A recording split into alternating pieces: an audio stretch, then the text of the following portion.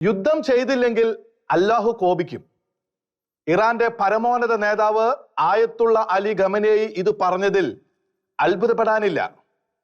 Khamenei അവലംബിക്കുന്ന പ്രവാചക സൂക്തങ്ങളും മതപുസ്തകവും ബോധിപ്പിക്കുന്ന പാഠം 85 വർഷം മുമ്പ് ശിശുവായിരുന്ന കാലം മുതൽ ഖമനേയിയുടെ ചെവിയിലേക്ക് ഓതപ്പെട്ട കാര്യം ഓരോ ഇസ്ലാമികവാദിയുടെയും ചെവിയിലൂടെ കയറി തലച്ചോറിൽ കൂട് കെട്ടുന്നതാണ് ഈ വിദ്വേഷ ബീജം. യൂതർ കൊടും ശത്രുക്കളാണ്, കൊല്ലപ്പെടേണ്ടവർ. അള്ളാഹയുടെ പേരിൽ ഓതപ്പെട്ട മന്ത്രം അത് ഭക്ഷിക്കാൻ ഖമനേയിക്ക് കഴിയില്ല, ഒരു ഇസ്ലാമികവാദിക്കും കഴിയില്ല.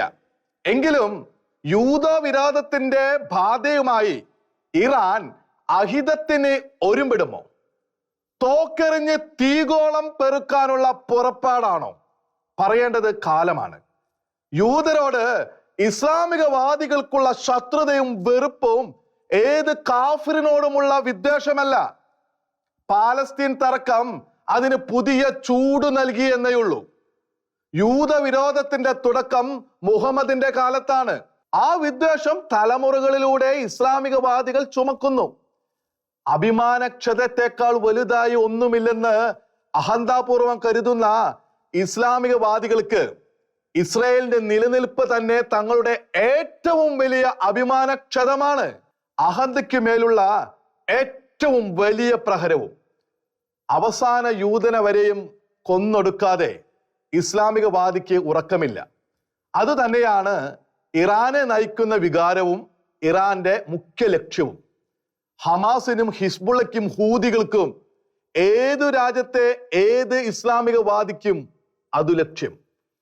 അള്ളാഹുവിന്റെ ഹിതമെന്ന് പറഞ്ഞുകൊടുത്ത യൂത വിരോധം ഇറാന്റെ ഇസ്ലാമിക നേതാക്കൾക്കും ശിരസ വഹിക്കാതെ വയ്യ. അല്ലെങ്കിൽ അവരും ശിക്ഷ ഭയക്കണം, പ്രതീക്ഷിക്കണം. അതുകൊണ്ട് നീതിയും മനുഷ്യത്വവും അവരുടെ മുമ്പിൽ ഇല്ല. യൂതരെ ഇല്ലായ്മ ചെയ്ത് അഭിമാനം വീണ്ടെടുക്കണം, തങ്ങളുടെയും ഇസ്ലാമിന്റെയും.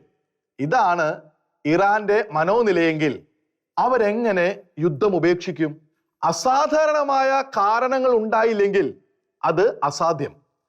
ഇസ്ലാമികവാദം ഉപേക്ഷിക്കാതെ പശ്ചിമേഷ്യയിൽ ഒരു വിഭാഗത്തിനും ഇസ്രയേലുമായി ശാശ്വത സമാധാനം പുലർത്താൻ കഴിയില്ല. ഇസ്രായേലിന് അതറിയാം. അതുകൊണ്ട് തന്നെയാണ് വെടിനിർത്തലിലും ഒത്തുതീർപ്പ് വേഷത്തിലും അവർക്ക് വിശ്വാസമില്ലാത്തത്. അനുകൂല വേള കാത്തുള്ള പതുങ്ങൾ തിരിച്ചറിയുന്ന ഇസ്രായേൽ തങ്ങൾ ഉദ്ദേശിച്ച അന്ത്യത്തിനു വേണ്ടി പൊരുതുകയാണ്. അന്തിമ ഫലം എന്തെന്ന് കാലമാണ് പറഞ്ഞു തരിക. പക്ഷെ അവരുടേത് ഇസ്ലാമിക ഭീകര ആധിപത്യവാദത്തിനെതിരെ ലോകം മുഴുവനും വേണ്ടിയുള്ള പോരാട്ടം എന്ന മട്ടിലായി കഴിഞ്ഞു.